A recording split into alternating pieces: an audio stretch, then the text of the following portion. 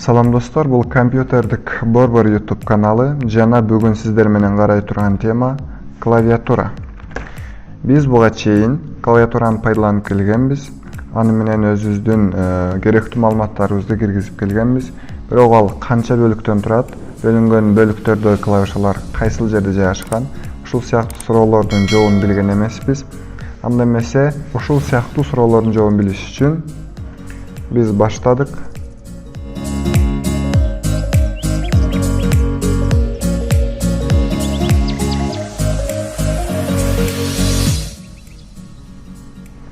Клавиатура.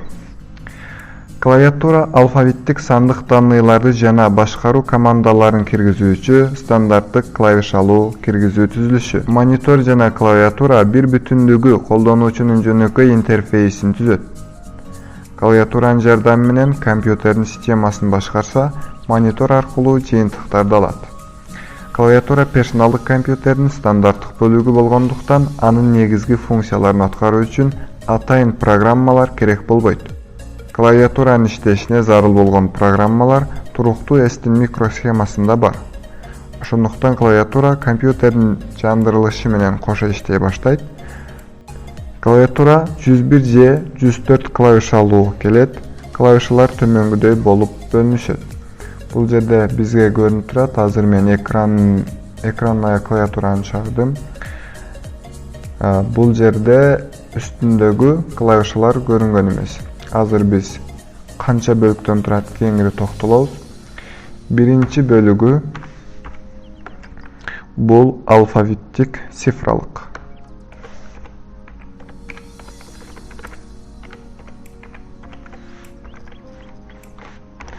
Алфавиттик цифралык. Алфавиттик цифралык клавишалардын негизги кызматы ал жерде бизге көрүнүп турат. Бул жерде алфавиттер жана цифралар турат. Демек, клавиатуранын ушул бөлүгү алфавиттик цифралык деп аталат. Алфавиттик цифралык клавишалардын негизги кызматы тамга жана сан түрүндөгү маалыматтарды жана командаларды киргизүү. Ар бир клавиша эки режимде же эки регистрде иштейт. Чоң жана кичине тамгаларды, ошондой эле башка символдорду да киргизе алат.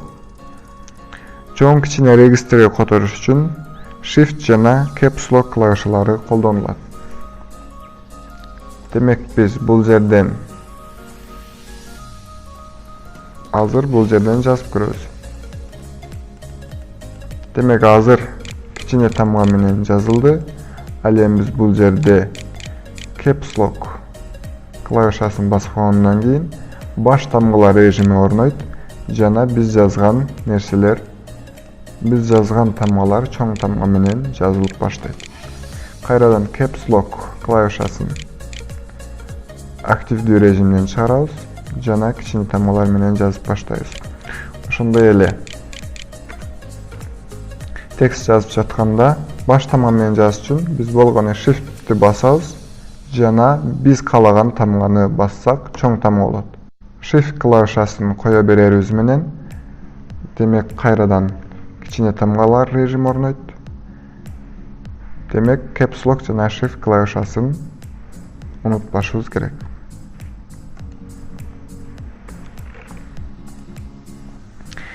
Ал эми экинчи бөлүгү болуп клавиатуранын функционалдык клавишалар саналат. Функционалдык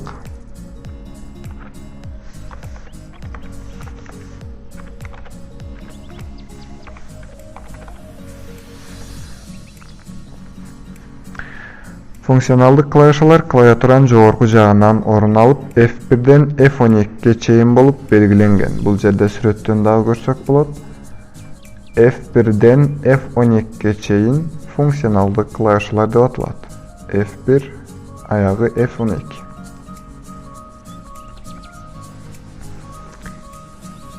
Бул клавишалардын функциялары кайсы программа иштеп жатканда байланыштуу болот. Мисалы, Windows операциондук системасында иштеп жатканда F1 жардамчы, F2 atın özgörtүү, F3 издөө, F5 жаңылоо жана F12 сактоо кызматтарын аткарат. Демек биз бул жерде түзүлгөн папканы мисал үчүн F2 клавишасынын жардамында атын өзгөртсөк болот. Ошондой эле функционалдык клавишанын дагы бири F5 бул жердеги обновить кнопкасын аткарат. Же биз F5'ти бассак, рабочий столубуз жаңылат. Жана башка. Демек, клавиатуранын экинчи бөлүгү болуп, бул функционалдык клавишалар деп аталат экен. Эми клавиатуранын үчүнчү бөлүгү бул курсорду башкаруучу клавишалар.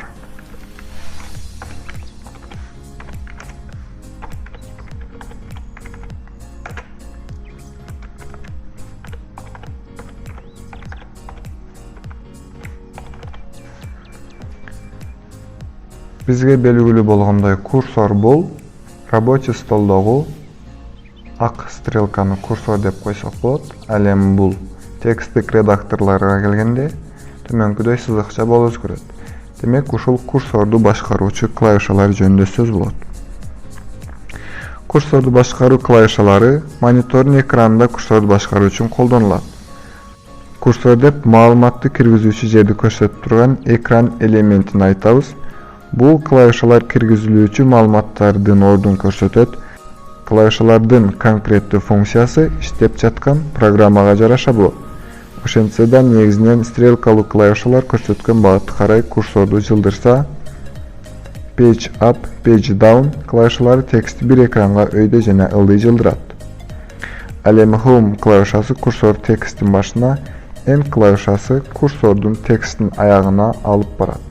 Азыр биз бул жерден Microsoft Word программасынын жардамында курсорду башкаруучу клавишаларды кандай кызмат аткарарын бирге көрөбүз. Ага чейин биз бул жерде курсорду башкаруучу клавишалар кайда жайгашканын көрсөк болот. Бул жерде жана page up, page down, home, end.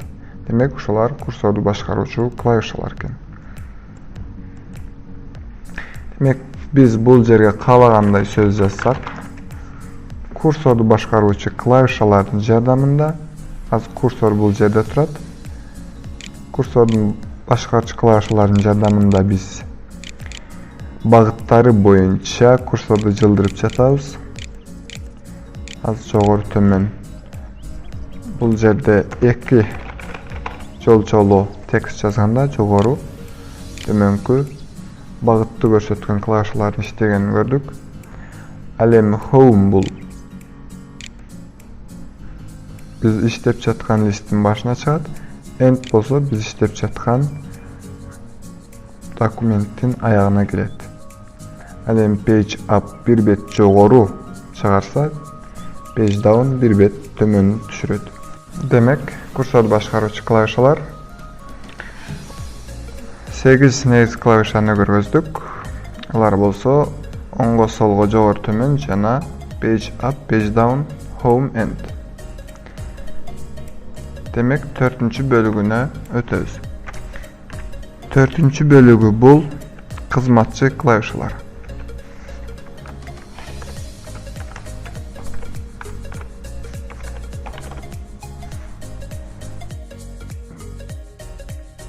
Кызматчы клавишалар регистрди жана коюу режимин өзгөртүүдө, ошондой эле горячий же бизче айтканда ысык клавишалар комбинациясын түзүү сыяктуу жардамчы максаттарда иштетилет.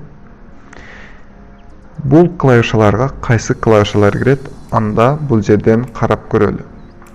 Демек, бул жерде Shift клавишасы, Caps Lock клавишасы, Enter клавишасы, Control клавишасы, Alt клавишасы бул жерде да турат. Escape клавишасы, Delete клавишасы, Insert клавишасы, Tab клавишасы, Backspace клавишасы. Demek jogorуда айтып өткөн клавишалар булар кызматчы клавишалар деп аталат. Кызматчы клавишалар бул клавиатуралык клавишалар комбинациясында жардамчы негизги клавиша катары иш аткарат. Демек биз жогоруда аталган клавишаларды кошо басуу менен ар кандай кызматтарды аткарсак болот. Мисал үчүн эң эле жөнөкөй мисалды айта кетейин. Бул жерде Windows деген клавишабыз бар. Windows клавишасы менен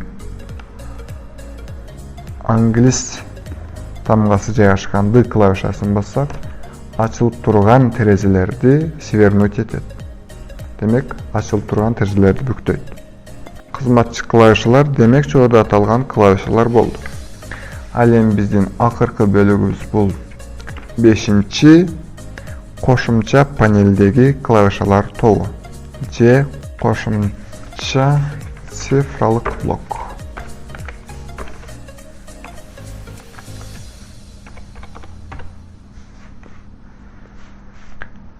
Кошумча цифралык блок биздин экранная клавиатурабызда жок, бирок бул жерде биз сүрөттөн көрсөк болот. Демек бул жерде атайын кошумча блок турат, булар болсо кошумча цифралык блок деп аталат. Кошумча панелдеги клавиатуралар тобу же кошумча цифралык блок курсорду башкаруу жана кээ бир кызматтык клавишалардын функциясын аткарат. Негизги кызматы сандарды киргизүү, ошондуктан ушул ишке жараша орун алышкан. Ал эми numlock клавишасын басып, бир режимден экинчи режимге өтөбүз. Же башкача айтканда, numlock клавишасын бассак, кошумча цифралык блок ишке түшөт. Же тескерисинче numlock клавишасын басып, бул ишке түшкөн режимден чыксак болот.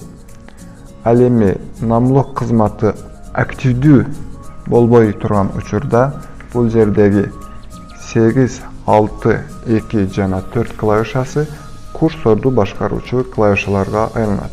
Демек, numlock клавишасын басканда бул жердеги көзчө, орусча айтканда глазок жанат, индикатор десек да болот.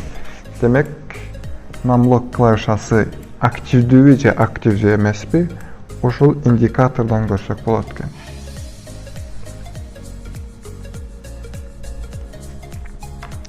Демек, клавиатурабыз 5 бөлүктөн турарын билдик жана алар кайсы клавишалар кайсы жерде жайгашканын жакшы билип алдык.